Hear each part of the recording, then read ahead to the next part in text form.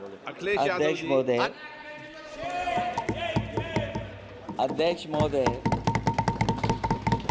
मैं सबसे पहले आपका धन्यवाद देना चाहता हूं कि आपने मुझे अपनी पार्टी की तरफ से राष्ट्रपति जी के भाषण बोलने का मौका दिया है। अध्यक्ष जी, सत्ता पक्ष और विपक्ष दोनों लगातार अपनी बात रख रहे हैं। मैं सबसे पहले अध्यक्ष जी आपको और आपके साथ साथ सभी चुने हुए सांसदों को मैं बधाई और शुभकामनाएं देना चाहता हूं। साथ ही साथ मैं सबसे पहले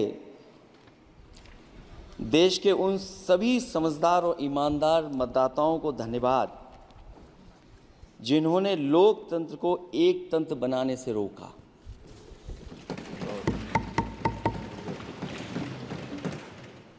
चुनाव के समय पर अध्यक्ष जी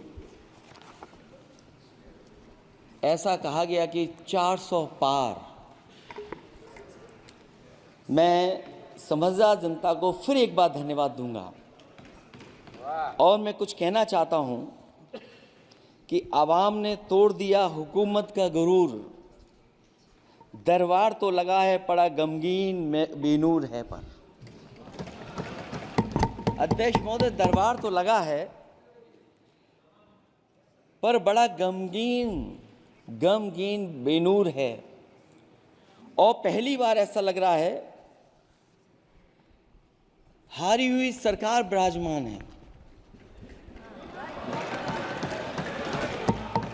जनता कह रही है चलने वाली नहीं सरकार। अध्यक्ष महोदय, जनता कह रही है चलने वाली नहीं, ये गिरने वाली सरकार है। और क्योंकि ऊपर से जुड़ा कोई तार नहीं, नीचे कोई आधार नहीं, अधर में जो है अटकी हुई वो तो कोई सरकार नहीं। दरअसल पूरा इंडिया समझ गया है कि इंडिया ही प्रो इंडिया है। इस चुनाव में इंडिया अलायंस की नैतिक जीत हुई है। ये पीडीए इंडिया की सकारात्मक राजनीति, पॉलिटिक्स जो पॉजिटिव है, पॉजिटिव पॉलिटिक्स की जीत हुई है। ये इंडिया पीडीए की सोशल जस्टिस मुहिम की विक्ट्री है। 2024 का परिणाम हम इंडिया वालों के लिए जिम्मेदारी से भरा पैगाम भी है। और अगर हम यूं कहें अध्यक्ष महोदय कि 15 अगस्त 1947 अगर उपनिवेशिक राजनीति से आज़ादी का दिन था तो 4 जून 2024 देश के लिए सांप्रदायिक राजनीति से आज़ादी का दिन रहा। ये सांप्रदायिक राजनीति के अंत और सामुदायिक राजनीति की शुरुआत है। जहां सांप्रदायिक राजनीति का अंत हुआ है वहीं सामुदायिक राजनीति की शुरुआत हुई है। सबसे अच्छी बात हुई ये है कि इस चुनाव में सांप्रदायिक राजनीति की हमेशा के लिए हार हो गई है। अध्यक्ष महोदय, कहने को सरकार ये कहती है कि ये 5th लार्जेस्ट इकोनॉमी बन गई है और जीडीपी के मामले में 5th वर्ल्ड की इकोनॉमी बन गई है। लेकिन अध्यक्ष मोदी, ये सरकार क्यों छिपाती है कि अगर ये हमारी सबसे लार्जेस्ट इकोनॉमी, अगर हम 5वें नंबर पर हैं, तो हमारे देश की पर कैपिटा इनकम, प्रति व्यक्ति आय हमारे किस स्थान पर पहुंची है। और हम लोगों ने तो अध्यक्ष महोदय देखा है कि अगर दिल्ली की सरकार ने कहा होगा कि $5 ट्रिलियन की इकोनॉमी बनेगी, तो जहां से प्रधानमंत्री जी चुन करके आते हैं वहाँ का प्रदेश के सरकार भी कह रही कि हम $1 ट्रिलियन इकोनॉमी बना लेंगे। देश की इकोनॉमी कहाँ पहुँच गई, पर कैपिटा इनकम क्या है। लेकिन अगर उत्तर प्रदेश की इकोनॉमी को अगर $1 ट्रिलियन की इकॉनमी बनना है तो कम से कम 35% की ग्रोथ चाहिए। मुझे नहीं लगता है कि 35% की ग्रोथ उत्तर प्रदेश पा पाएगा। हम हंगर इंडेक्स में कहाँ खड़े हैं, नीचे से कहाँ हैं। जो 5th लार्जेस्ट इकोनॉमी की बात कर रहे हैं वो इनइक्वालिटी के पैरामीटर पे कहाँ खड़े हैं, वो हैप्पीनेस इंडेक्स में कहाँ खड़े हैं। और जो लोग चुनाव को अपने तरीके से मोड़ते हैं, मैं उन्हें कहना चाहता हूं कि अध्यक्ष महोदय, इस चुनाव के परिणाम ने तोड़ने वाली राजनीति को तोड़ दिया है और जोड़ने वाली राजनीति की जीत हुई है। इस चुनाव में धन छल बल की नकारात्मक राजनीति की शिकस्त हुई है। ये चुनाव जो देश का हुआ, ये सकारात्मक राजनीति का नया दौर शुरू हुआ है। इस बार प्रो कॉन्स्टिट्यूशन वालों की जीत हुई है। हम मानते हैं संविधान ही संजीवनी है, उसी की जीत हुई है। ये संविधान मंथन में संविधान रक्षकों की जीत हुई है। अब ऊपर से नीचे की राजनीति का अंत हो गया है। अब नीचे से जो समाज की जो आवाज़ उठेगी वही राजनीति का आधार बनेगी। मैं कहना चाहता हूं कि देश किसी की व्यक्तिगत महत्वाकांक्षा से नहीं, जन आकांक्षा से चलेगा। मतलब अब मनमर्जी नहीं, जनमर्जी चलेगी। इस चुनाव का बड़ा पैगाम यही है।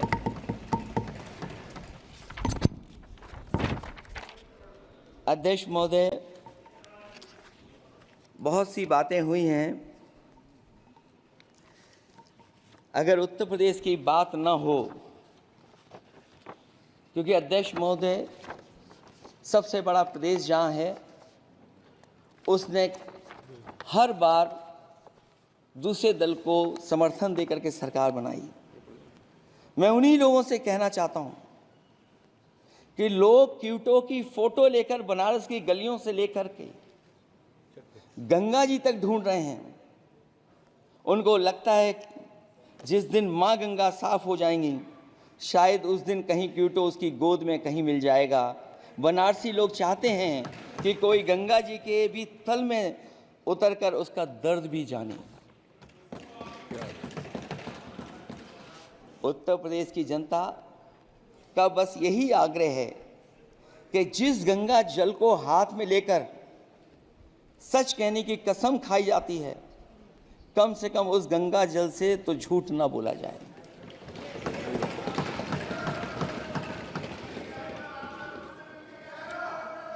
जहां विकास के नाम पर खरबों रुपए की लूट का राज खोलते भ्रष्टाचार के गड्ढे प्रदेश का नाम खराब कर रहे हैं, वहीं पहली बारिश में ही टपकती हुई छत और गिर चुकी स्टेशन की दीवार बेईमानी की निशानी बन गई है। अध्यक्ष महोदय, विकास का ढिढोरा पीटने वाले इस विनाश की जिम्मेदारी कब लेंगे? और रही सच्चे विकास की बात, तो हमने जो सड़क बनाई उस पर हवाई जहाज उतरे थे और उत्तर प्रदेश की मुख्य नगरी में सड़कों पर नाव उतरी हैं। और अभी बारिश और हो जाएगी तो नाव से भी चलना पड़ेगा। यही स्मार्ट सिटी के जुमले का भी हाल है। न तो जाम से छुटकारा मिला, न बुनियादी सुविधाओं से कोई निजात मिली, न कोई बुनियादी सुविधाएं मिल पाई हैं। मुझे याद है अध्यक्ष महोदय, देश के प्रधान सांसद जी ने अनाथ पशुओं के बारे में बहुत कुछ कहा था। अनाथ पशुओं की समस्या से छुटकारा दिलवाने के लिए कब वादा किया हुआ, लेकिन कई चुनाव बीत गए हैं, अभी तक गन्ने का भुगतान 2 हफ्ते का वचन जो दिया था, कहां दिया था? अब तो वचन देने वाले को भी याद नहीं है। हर बात को जुमला बना देने वाले लोगों के ऊपर से जनता का भरोसा उठ गया है। इसीलिए बहुमत की सरकार नहीं है, ये सहयोग से चलने वाली सरकार है। डबल इंजन के नाम पर उत्तर प्रदेश को टकराहट के सिवा कुछ हासिल नहीं हुआ है। उत्तर प्रदेश में प्रभुत्व की लड़ाई दो लोगों को आपस में लड़ा रही है, लेकिन उसकी मार जनता को सता रही है। पिछले 10 सालों की उपलब्धि बस इतनी रही कि एक शिक्षा परीक्षा माफिया का जन्म हुआ। अध्यक्ष महोदय, जिस समय चुनाव में थे और उत्तर प्रदेश में वो हालात देखे हैं कि नौजवान जब भी तैयारी कर करके जाता था और परीक्षा दे करके लौटता था तो उसको पता लगता था कि पेपर लीक हो गया। और उत्तर प्रदेश में केवल एक पेपर लीक नहीं हुआ है, जितनी भी परीक्षाएं हुई हैं सब पेपर लीक हुए हैं। केवल उत्तर प्रदेश ही नहीं, मैं माननीय सांसद की तरफ से सुन रहा था, कई ऐसे प्रदेश हैं जहां पर परीक्षाएं देने तो बच्चे गए लेकिन वहां भी पेपर लीक हो गया। और अभी जब 4 जून को रिजल्ट आया, उसके बाद जो बात उठी है, देश की सबसे प्रेस्टिजियस परीक्षा, उसका भी पेपर लीक हो गया।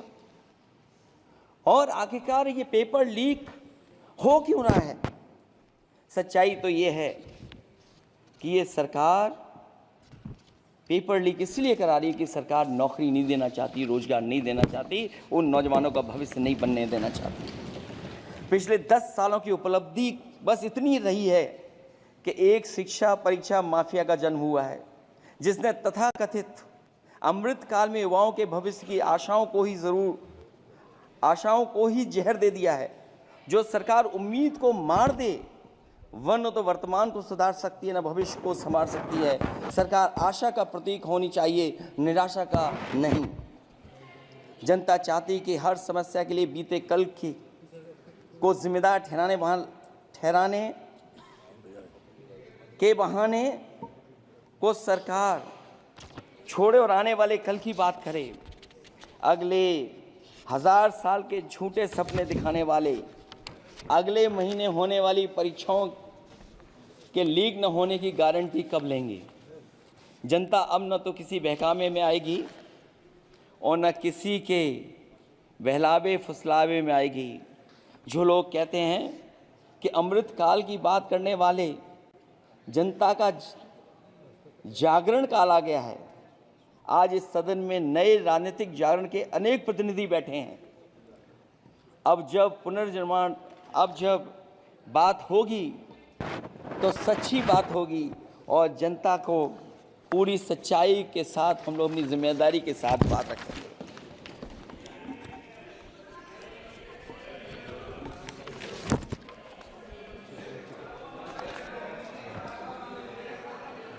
अध्यक्ष महोदय, एक जीत और हुई है, एक जीत और अध्यक्ष महोदय हुई है। मैं जानता हूं सत्ता पक्ष बैठे वाले लोग समझ गए होंगे। अयोध्या की जीत भारत के परिपक्व मतदाता की लोकतांत्रिक समझ की जीत है। और हम तो अध्यक्ष महोदय यही सुनते आए हैं, होए वही जो राम रची राखा, यह है उसका फैसला। अध्यक्ष महोदय, होई वही जो राम रची राखा, यह है उसका फैसला, जिसकी लाठी में नहीं होती आवाज। जो करते थे किसी को लाने का दावा, वो हैं खुद किसी के सहारे के लाचार।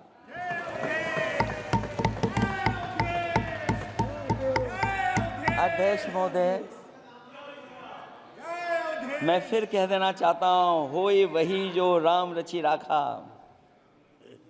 यह है उसका फैसला जिसकी लाठी में नहीं होती आवाज। जो करते थे किसी को लाने का दावा, वो हैं खुद किसी के सहारे के लाचार। हम अयोध्या से लाए हैं उनके प्रेम का पैगाम, हम अयोध्या से लाए हैं उनके प्रेम का पैगाम, जो सच्चे मन से करते हैं सबका कल्याण। सदियों में जन जन गाता है जिनके गान, अभय दान देती जिनकी मंद मंद मुस्कान, मानवता के लिए उठता जिनका तीर कमान। अध्यक्ष महोदय, जो असत्य पर सत्य की जीत का है नाम, उफनती नदी पर जो बांधे मर्यादा के बांध, वो है अवध के राजा पुरुषोत्तम प्रभु राम। हम अयोध्या से लाए हैं उनके प्रेम का पैगाम।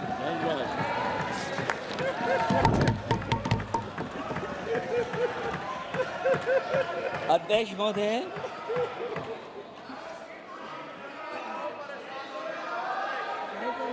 महोदय, कुछ बातें हैं।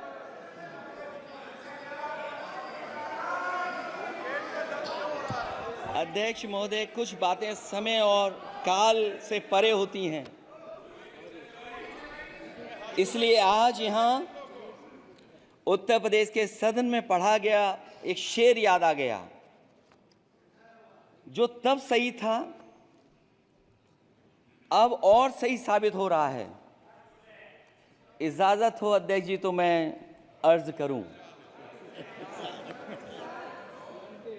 हजूरे आला आज तक खामोश बैठे इसी गम में,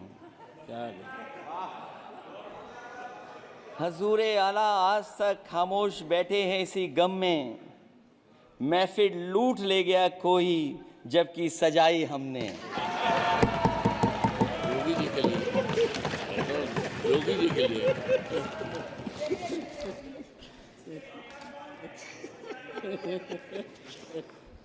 अध्यक्ष महोदय,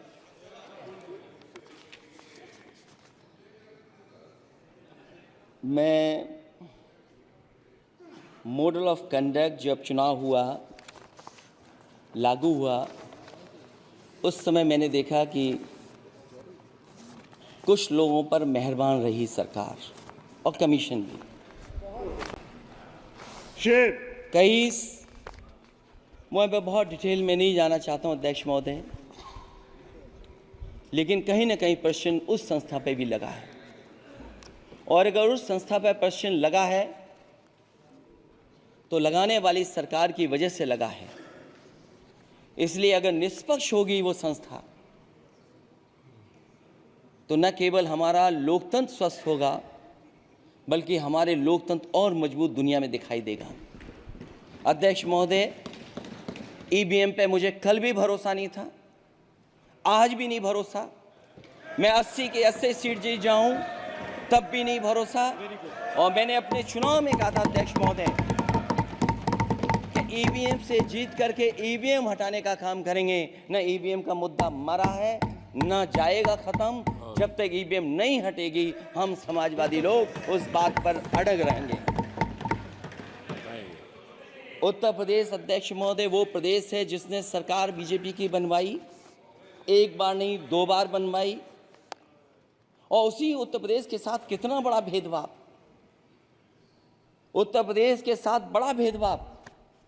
मुझे याद है वो दिन जब प्रधानमंत्री जी एयरफोर्स के सबसे भारी वाहन हवाई जहाज से उतरे थे सड़क पर। वो अलग बात है कि उस प्रदेश के मुख्यमंत्री उनके साथ नहीं बैठ पाए थे, लेकिन वो एक्सप्रेसवे जो बना था और आज भी जो उत्तर प्रदेश में बन रहे हैं वो उत्तर प्रदेश के बजट से बन रहे हैं। लेकिन दिल्ली की तरफ से कोई एक्सप्रेसवे अभी नहीं दिया गया है। न केवल इंफ्रास्ट्रक्चर में भेदभाव हुआ है, बल्कि हमें याद है कि प्रधानमंत्री जी ने बड़े पैमाने पे गांव गोद लिए थे।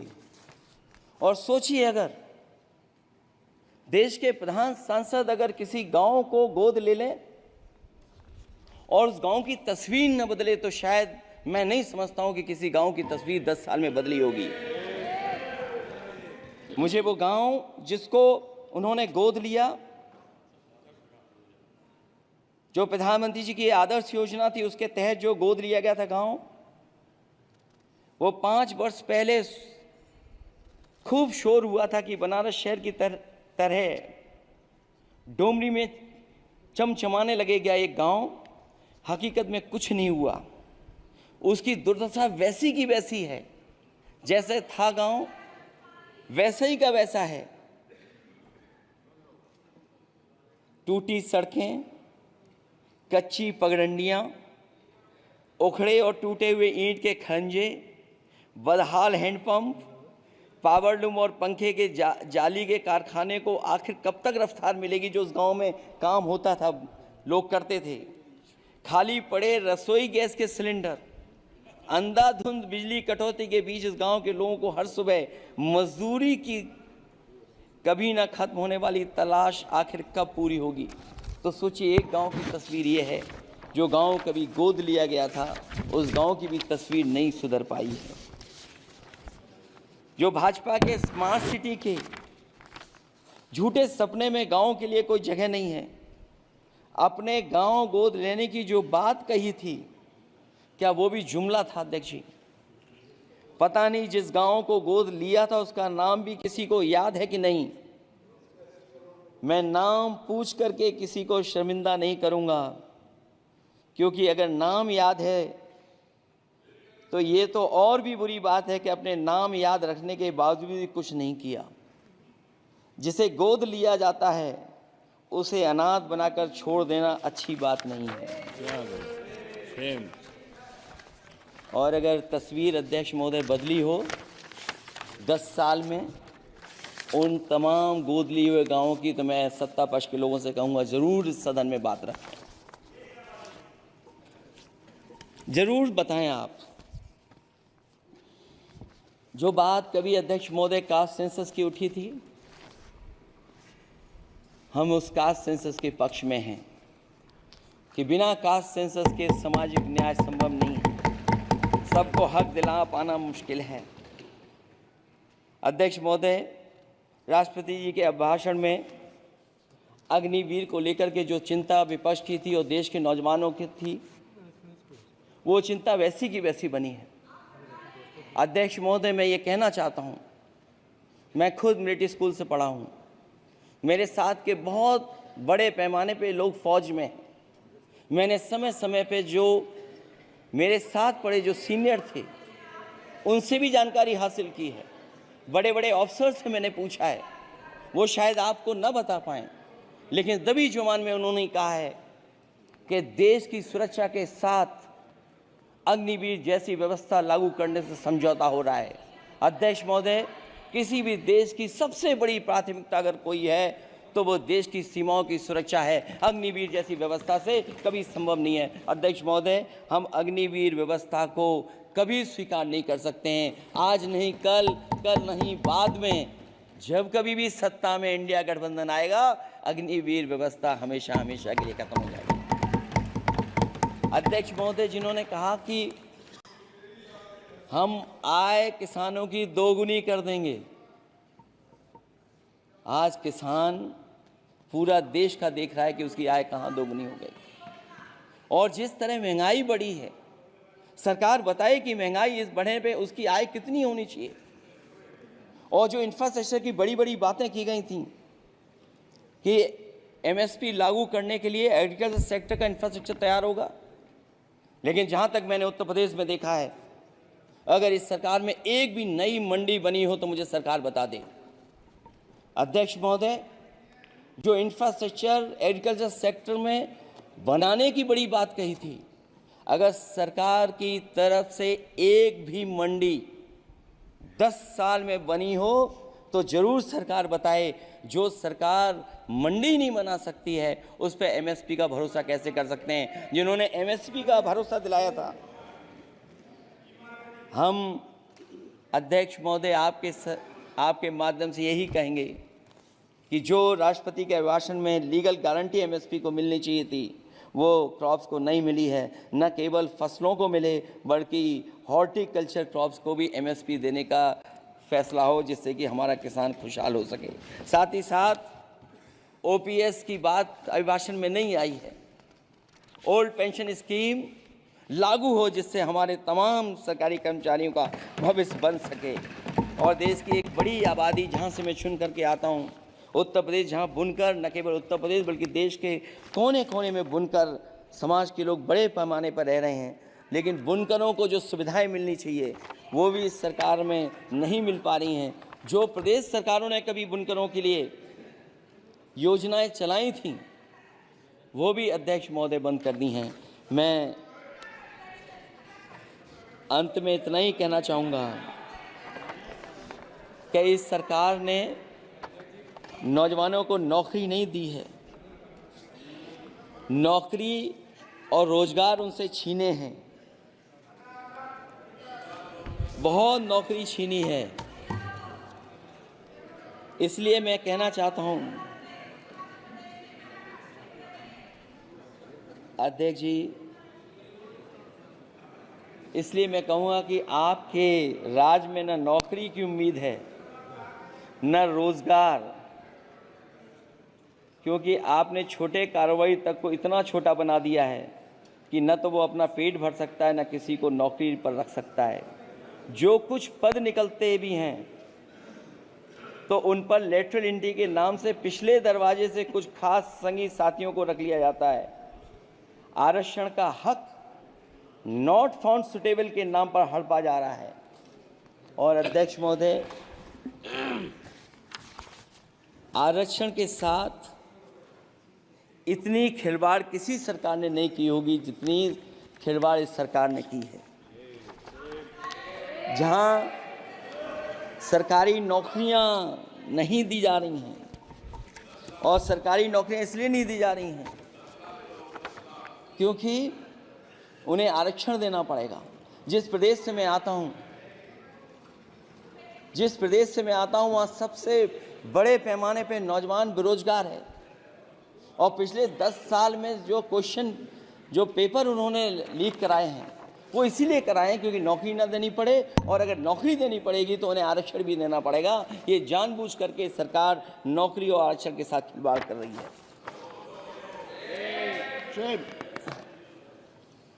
मैं अध्यक्ष महोदय अंत में इतना ही कहना चाहता हूं, आशा है ये सरकार तब तक चलेगी तब तक उसके केंद्र में इस देश का हर एक गरीब, शोषित, वंचित, पीड़ित, पिछड़ा, दलित, अल्पसंख्यक, आदिवासी, महिला, युवा, छोटा कारोबारी, ईमानदार, नौकरी पेशा, आम आदमी और कर्मचारी अधिकारी, मजदूर और किसान होगा, ना कि धनवान होगा। और शासन के आधार पर संविधान होगा। वह जुमलों की जगह सच में महंगाई, बेरोजगारी, भ्रष्टाचार, गरीबी, भुखमरी, सांप्रदायिक हिंसा, दलित व महिला उत्पीड़न, सामाजिक अन्याय जैसे मूलभूत मुद्दों का समाधान होगा। और भोजन, बिजली, पानी, दवाई, पढ़ाई जैसी बुनियादी ज़रूरतों के लिए कागजी योजनाओं की जगह सच में इंतज़ाम होगा। मैं एक बार फिर उत्तर प्रदेश की समझदार जनता द्वारा सबसे बड़ी पार्टी चुने जाने के साथ साथ इंडिया गठबंधन समाजवादी पार्टी और कांग्रेस को सबसे ज़्यादा सीटें जिताई, उसके लिए मैं उत्तर प्रदेश की जनता का बहुत बहुत धन्यवाद और आभार भी प्रकट करूँगा। मुझे उम्मीद है कि अगली बार जब राष्ट्रपति जी का भाषण हो वो सरकारी भाषण ना हो, सच्चाई के साथ सरकार अपनी बातें रखें। इन्हीं शब्दों के साथ अध्यक्ष महोदय मैं आपका बहुत बहुत धन्यवाद देता हूँ। श्री संतोष पांडे।